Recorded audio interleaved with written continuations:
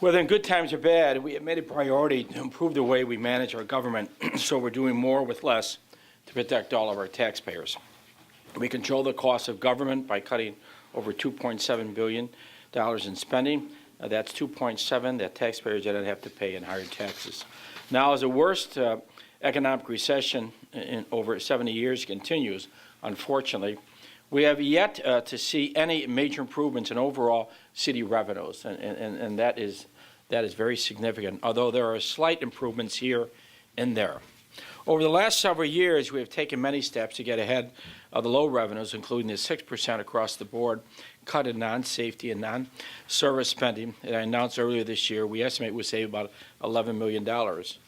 But again, we all must do more. Moving forward, we're going to take many more steps, big and small, to control the cost of government, reshape it, and make it more accountable and transparent to taxpayers.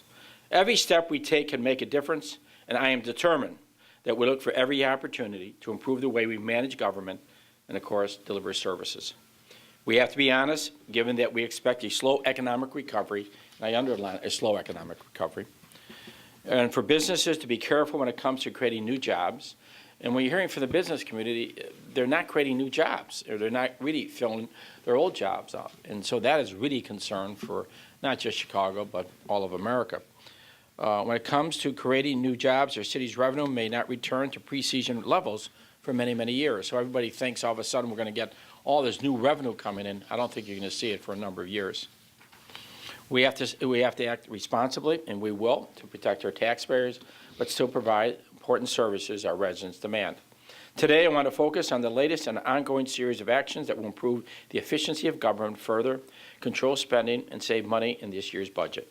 First, to help control the cost of government, the Department of Procurement will ask city vendors to renegotiate the contracts with a goal of cutting costs by 10%. Why 10%? Because during these tough times, this is a net cut in salaries we've asked many of our city employees to take, and starting with me. Again, this means that we are going to ask vendors to revisit with us the scope of their agreement to determine whether their contract can be renegotiated.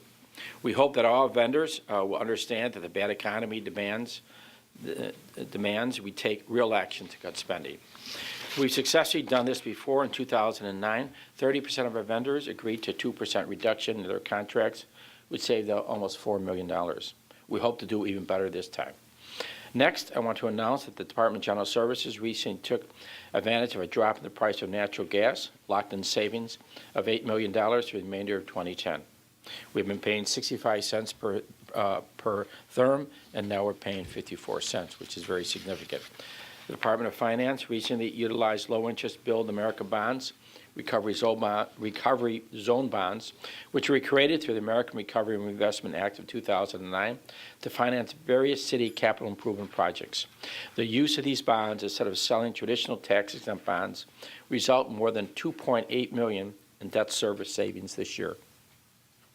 Next, the Department of Fleet Management will continue efforts to reduce the heavy equipment, trucks, vans rented by the city.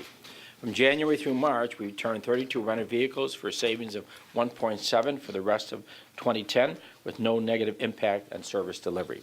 We continue to review their usage of our own city-owned fleet, as well as leased vehicles. We expect another significant reduction by the end of June. Next, to reduce spending, we have decided to stretch out our timetable increase in the mix ratio in the biodiesel fuel we use in vehicles. We already meet these state standards. This step will save about $200,000. In addition, the Department of General Services has begun a pilot program to reduce custodial services at City Hall for floors 4 through 11.